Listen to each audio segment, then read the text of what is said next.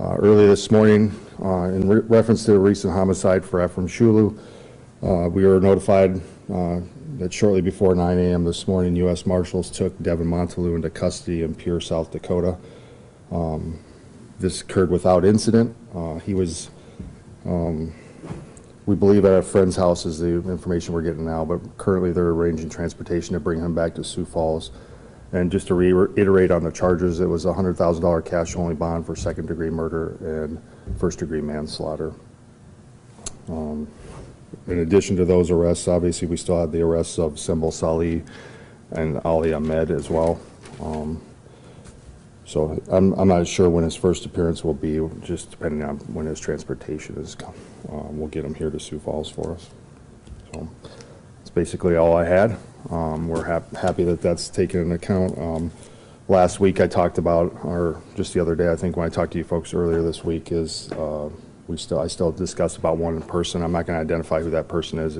We do have a person of interest that we still need to talk to, and that'll be, in our eyes, the last person that would be held accountable for the robbery and the assault or the homicide. So, did you have any further questions on Devin? No, you said Pierre, right? Yep, Pierre, South Dakota. How would he locate it? Did someone submit a tip, I'm not sure on that. The Minnehaha County Fugitive Task Force worked along with the U.S. Marshals Service to locate him. I didn't get details on how they did locate him. I do know on a lot of occasions people do come forward and give information, either that being family members. I'm not saying in this particular case, but typically family members or friends will give us information on folks.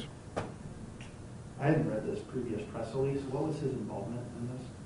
All right. Devin was the passenger of the vehicle that was coming to purchase marijuana at the residence, or at the parking lot in the 900 block of North Cleveland.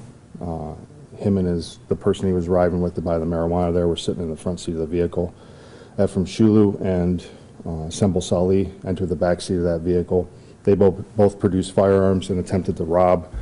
What we believe occurred, attempted to rob Devin Montalou and the driver of the vehicle of their money instead of doing the actual transaction of marijuana. Shortly thereafter, an obvious disagreement ensued, and then there was an exchange of gunfire. And I spoke earlier that there was at least 10 shell casings found on the ground. There may be more, there may be less. I don't have an accurate count on that, but we know there was numerous gunshots fired between the two parties involved in this. Ultimately, one of those rounds, we believe, came from Devin Montalou's firearm that he had in his possession, led to the death of Ephraim Shulu. Will the other person that was with Devin trying to purchase marijuana, will they be charged with anything? Potentially. That always could occur, but at this time it has not. So there always is a potential for future charges.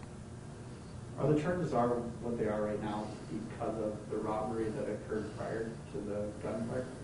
Nope. So there's separate incidents, separate cases here. So